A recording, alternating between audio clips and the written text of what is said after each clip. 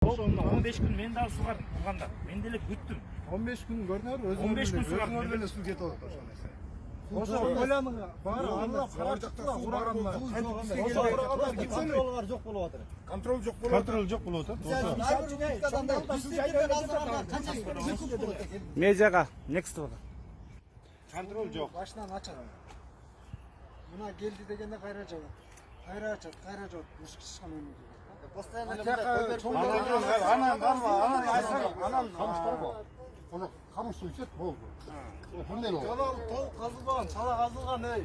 Ошо канал толук таза казгандарда ошо суу келет болчу. Анан ең оңойы мындайды. Саржан көпүрөдө. Строительство жаңар жарыктарды туура Тоғыз дегенде осыга чыккыла дейт. Айдан суу дөнөп коёйт. Чоң канал.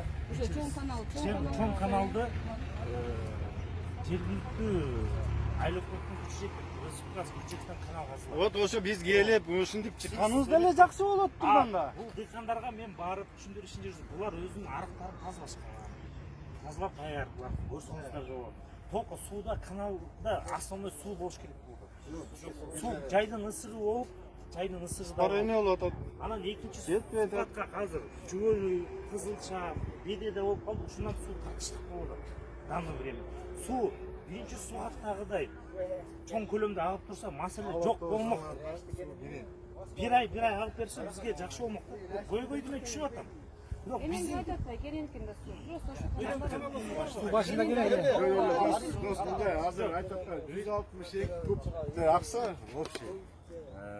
Заявка болсо, то есть 130тан ашыгы бар. Ал 30 кубтай дефицит бар. Ошону азыр водопровод кылып атабыз. Жок, байке, мындай болот го. Бизге бөлүнгөн Толук келген менен баарыңарга ошо очерет менен суу байке, бизге бөлүнгөн сууну жаппаса эле ошо жетет. Аны эмнеге бир жаап коюп атышпайбы өздөрү?